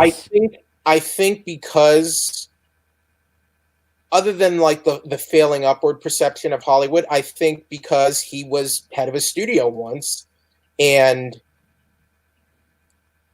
even if he didn't do a good job, he at least has experience. And I think, haven't you said before that like Sony's like film division is like borderline bankrupt or constantly losing money? I think. Well, in 2016, they had to write down $980 million. Right. And what saved them in 2017 was Spider-Man Homecoming, which did like $880 million. And then also Jumanji did like $1.1 billion. And those were like the big saving graces for 2017. Venom last year did very well. And Venom did very well last year. Yeah, but not a lot else in 20. I mean, like they said, like, they had Baby Driver in 2017, and that was like a $30 million movie, and it did pretty well. So I mean, it was a modest return. But last year you had, I think, like the Emoji Movie was in 2018, and based that was on what I've read from Variety. The brain trust of Sony, like the top Sony executives like Tom Rothman, because he's a micromanager and he keeps costs down. Like he keeps things from going over. And that after Amy Pascal, that's basically what they were looking for. Not that what happened to Amy Pascal wasn't totally her fault, but no, I actually agree with you. So. And she was head of the studio during the whole the online leaks, and that kind of that was embarrassing, and it ruined her reputation, and they fired her because of that. Yeah, well, it wasn't so much the leaks as it was some of the commentary in the leaks that got her. I think that was what put her over the edge. I mean, Tom Rothman had some embarrassing comments in there too, as I recall. Oh, I don't remember that, but I wouldn't be surprised. Well, what I'm kind of more laughing at is the fact that you've got the guy, what is it? Oh, fuck, I forgot. No, you know what it is probably is the fact that not only was it like the leaks, but also like Annie and a few other, like I think a few other Sony movies had gotten leaked out. right? It was like they got in and they got a hand of the digital copy of some of those movies, and they leaked those out as well. So I know Annie got I leaked out. feel like it was more that she was sort of she was the head honcho. I feel like she was a scapegoat. Was Well, my she was definitely a scapegoat. Piracy happens all the time, but it's like it was like their holiday lineup because the interview couldn't go to theaters. all I right? remember is that like is that all these like I don't know if movies got leaked, but I remember I think it was the interview when the interview was coming out, right? Yeah, it was in 2014. Yeah. Okay, and then like all those emails and development files got released, as I recall. Yeah, but then there were also movies that got leaked out too. But I think like the fact that the all the hype surrounding. I mean, think about all the free press that the interview got, right? Right. All the free press just for them to pull it. Then they got hacked. Then all that embarrassing information came out, and then they released the interview. Like I think it was like on Netflix, right? Like Netflix paid him a little bit of money for it, and then they released it on. They might have put it on Netflix. I bought it on YouTube. It was on. I think it was on a couple different places, but I know it was on Netflix. I still have it on my Google Movies queue. I know. I have the physical copy. I bought the physical copy when it came out. It was $10. That was such a crock to do that to that movie. It was a fun movie. I liked it quite a bit. I thought it was a brilliant movie. I love it. But it was like they caved and everything else, and you know that's just how it goes. And we are where we are. But as I've made the joke multiple times, and I'll make it again, you know, hey, I thank Kim Jong-un for giving us Spider-Man in the MCU, because that's what happened. I don't want to thank him for that. No, but I'm not wrong. If he wouldn't have gotten so butthurt, we wouldn't have had the hack, and the hack wouldn't have revealed that Feige had gone to Pascal to try to get. Maybe. Look, here's the deal. At the end of the day, they would have still tried to eventually put Spider-Man in the MCU. But we wouldn't have Tom Holland. Spider-Man 2 did not do well. See, that's what I don't get. Is it made like just about as much money as Guardians of the Galaxy. Right? If you look up the box office for Amazing Spider-Man 2, it was I think like 706 or 709 million worldwide. Okay, so but then I know there was 708. Okay. Well, so I was in between. The trade said the movie only broke even by about 65 million. Was apparently the number. See that, and that's just again, I'm starting to feel less and less bad for Hollywood when these movies bomb. You know? I mean, I don't feel bad for them. You know, I think sometimes you gotta be smarter with your money. Well, the thing is that, you know, they have to fill these, you know, 12 months. Right. They have to fill these slates. Mm-hmm. And instead of, you know, they look at movies and they go, well, comic book movies are doing well. Right. Like, let's all do that. But then it's like they go and they build it in a committee, and they you know, they don't work with the original creators, and they don't like, you know, if I were going to develop a property, this is my problem with Tom Rothman as a studio head.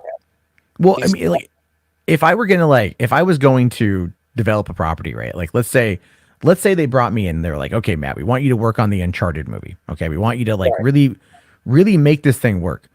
What I would start doing is I would look through all the fans, like the hardcore fans, and I would just start asking them questions. Like, what is it you like about this? And you know, Microsoft did something similar to that when they were prepping for the Xbox. They interviewed over 9,000 gamers. Mm-hmm. Right? They interviewed 9,000 gamers, and they were like, what is it you want in a console? And as a result of that, they developed the Duke, right? The Duke Xbox controller, which, look, you know, like that was built for American hands, right? That was built for, like, it was wide enough you could grip it. It had everything you need in it, and it was great. And they had a 9-foot cord with a breakaway cable, right? Like, they listened to fans, and then they listened. You know, they kept listening and refining, and then they gave us the Xbox 360 controller, which, as much as I like the PlayStation 4, I'm sorry, the 360 controller was way better. Okay, the whole point I'm trying to get to here is that they listened to people. They you know, this is one of the reasons why I want to support Sonic, because they listen to fans. Well, I think I think it's a fair point, and I think one reason Marvel does so well, or why it gets such a fairly positive response, is because I feel like I feel like Feige has a better understanding of what the fans want to see more than a lot of other people working in Hollywood. But look, I mean, I'm a bit concerned post Endgame, and not because of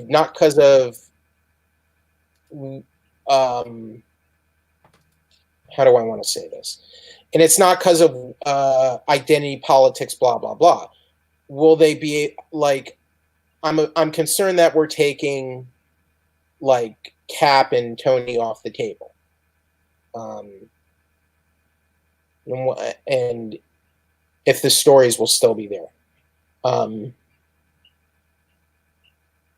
Well, I think it's I'm okay. I'm okay with X-Men and Fantastic Four. That's the other thing.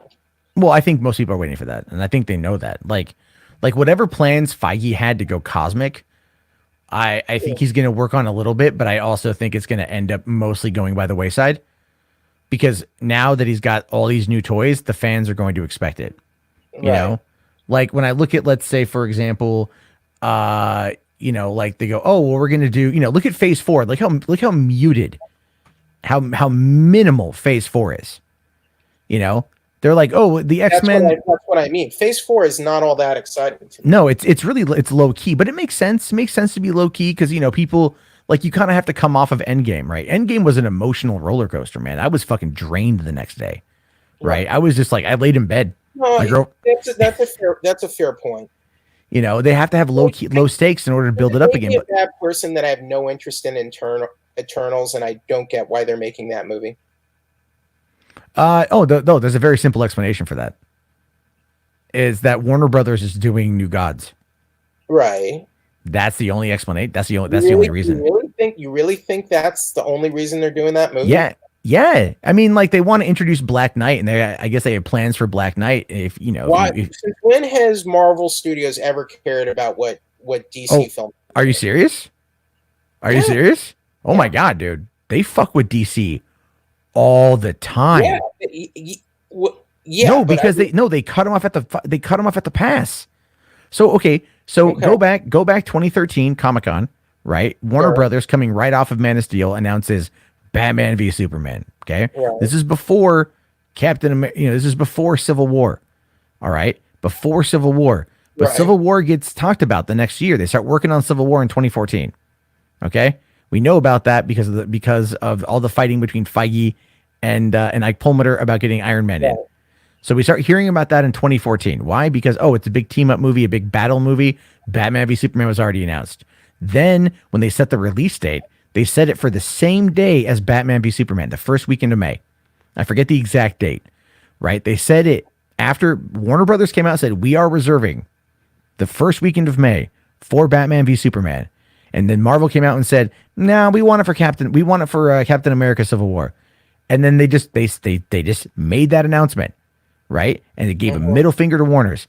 And then Warner's blinked and moved it up 5 weeks to March 25th. Okay. Right before Batman v Superman, you know what Marvel released on Netflix? Daredevil season 2.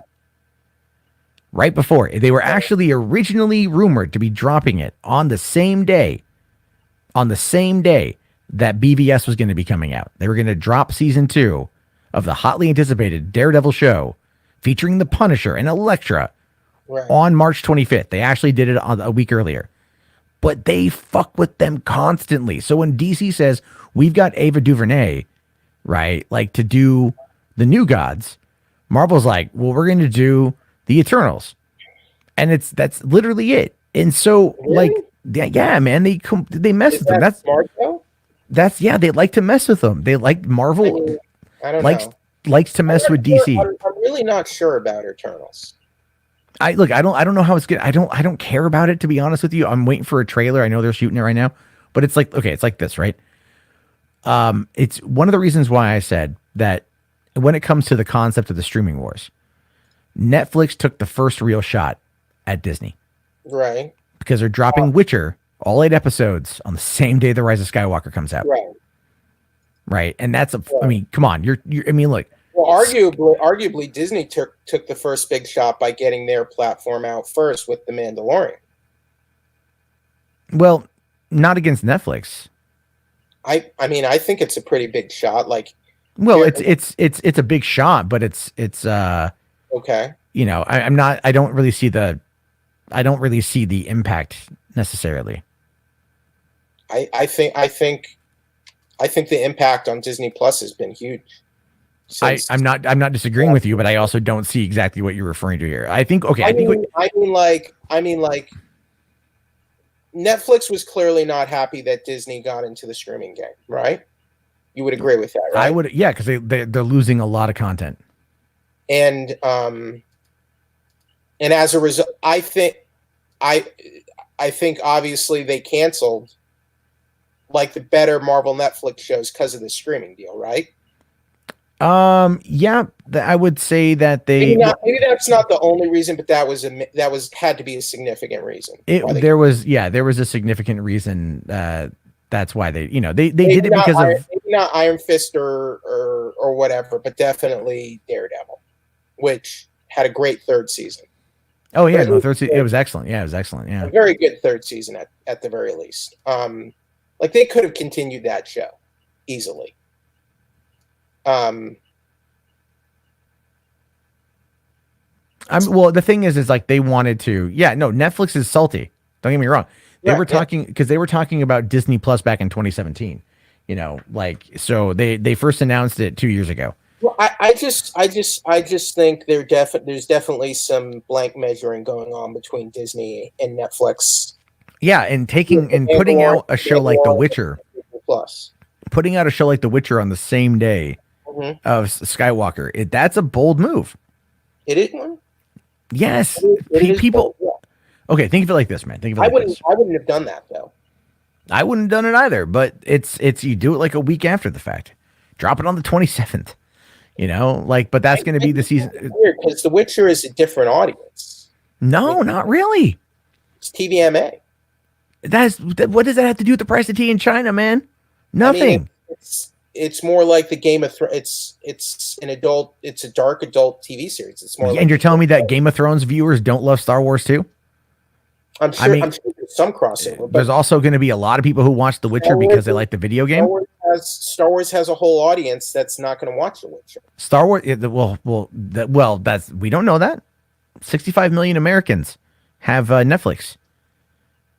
You know, I'm just saying. Here's really what it boils down. Here's why I bring it up. There are millions of kids under 13 who won't be watching The Witcher.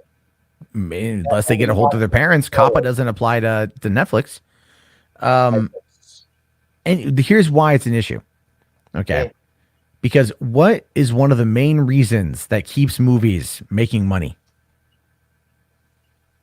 Right? It's repeat viewing. Right. And fans who are hyped will go see a movie multiple times on opening weekend if they can. Right. So if people who are excited for Rise of Skywalker, especially because I do believe that we're going to see a connection between Mandalorian and Skywalker, right. It just makes the most sense. Sure. They're going to go see it maybe at midnight, Thursday night show, maybe late night, whatever. And they might go, man, I had fun. But do I want to go see the movie again? Do I want to go fight the crowds to go see it again? Right. But honestly, if you go home and you watch Witcher, you get 8 episodes and you've already paid for it. I don't think The Witcher is going to hurt Star Wars at all, though. I see that's where I disagree. I think it may not hurt it like in regards to a massive cut. I can watch The Witcher in my car. I can watch it while I'm waiting in line for Star Wars on my phone. You could. That is also very true. But I mean, people also like to just be comfortable. We've also noticed a massive dropping off of certain things. All I'm saying is they're aiming to hurt them on the opening weekend. That's it. I don't think it will. I think it will. I don't know if it will, but I mean, that's the intent. Okay. Fair enough. Like I definitely think they are trying to make a statement. I agree with you 100%. They want to make a statement by putting it on the same day, for sure. They're trying to make a statement, and I'm just not sure it's really going to affect one or the other in terms of the bottom line. And I have a lot of concerns about The Witcher, honestly. I hope they do a good job. I'm very invested in that show. But there's been a lot of things that have given me pause about the production, and I hope they get it right, and I'm going to give it a shot. But some of the design elements, like the armor for the Nilfgaardians, looks abysmal. I hope they're going to be able to nail the story. And I like Henry Cavill. I'm generally fine with the idea of him playing the Witch, but I hope he's not in over his head. I don't think he's going to talk very much, if I'm being honest with you. I think they're going to, I don't know. I mean, Netflix has greenlit season 2, but that wasn't. They do that they literally do that all the time. The key is what is post season 2. Yeah. Well, yeah. Netflix, what they do is they give a show like 2 seasons and then they dump it, 2 or 3, and then they dump it. Well, if it's not bringing in subscribers, yeah. If it's not bringing in subscribers, and I think The Witcher will. I think The Witcher will, because it's very popular. To talk about The Witcher, Matt, I'm not saying it will, but I believe this show has potential to be bigger than Game of Thrones. It could be one of the biggest shows of all time. I don't disagree with you, because how many people out there bought Witcher 3? Over 20 million copies sold. But it's not just because of Witcher 3. But do you want to know why I think this could be bigger than Game of Thrones? Why is that? This is just personal theory. Game of Thrones, what was like the big knock against the show? That they got past the books, right? Yeah. And that once they got past the books, it was sort of like what, flying without a radar. They didn't have Martin's books to serve as a strong outline for where they were going, and they kind of limped to the finish. And those seasons were successful, but like they kind of, the fan community basically revolted. It was widely reviled, and not just man babies, by the way. Like, I see like men, women, all sorts of people just trashing Benioff and Weiss constantly on Twitter, and just well, I think a lot of that is also mob mentality. Yeah. So definitely. I think actually, like, when I say a lot, I'm talking like 95%. I'm rambling though, but my point is, The Witcher is the books that this show is based on. They're done. It's all done. The story is over and done with. So if the show is a success and it takes off, even if it goes on tangents and makes a lot of changes, we know how this story is going to end, and we generally know where it's going. And since they're not doing the games, it begins and ends with the books, and to me, that's the benefit. Like, we're not waiting for an author to finish the books like with George R. R. Martin, because like it's almost 2020 and he still hasn't finished. What is it, book 6? Yeah, Winds of Winter. Right? He hasn't finished that yet. So, and that was sort of that was seen as maybe not the only reason why the final seasons failed, but it was a big reason, right? Yeah. So Witcher doesn't have to worry. The writers don't have to worry about that. They know where the story's going. They know where the characters are going and where they have to end up. What do you think of that? Well, no, they have they have that particular benefit of being able to have that. And that's good. That's really good. I think, it all depends on whether or not the show is compelling. And adaptations are adaptations. Everyone's going to have, Oh, I'm going to a Witcher screening on December 3rd, where we're supposed to watch the premiere. I don't know if we'll be seeing more than one episode, but we'll at least be watching the first episode on December 3rd. Nice. And I will hopefully be talking to members of the cast and crew on December 2nd. That's funny that you're talking to them before seeing the show. It varies. It varies. I will say, in the past, I've gotten review screeners from Netflix before I've chatted them up for interviews. It depends. I might still get the review screeners, and I can talk about that because I haven't signed anything yet. But I do have to sign. In order to get Netflix review screeners. I do have to sign quite a lot because, oh man, when I got those review screeners for Daredevil, I could not believe myself. Man, that first season of Daredevil was just so. It kind of makes me cry. Yeah, I've watched it a few times now. Just because, like, it was like so utterly perfect, and I liked it so much because I was naive back then, and I thought, okay, here we go.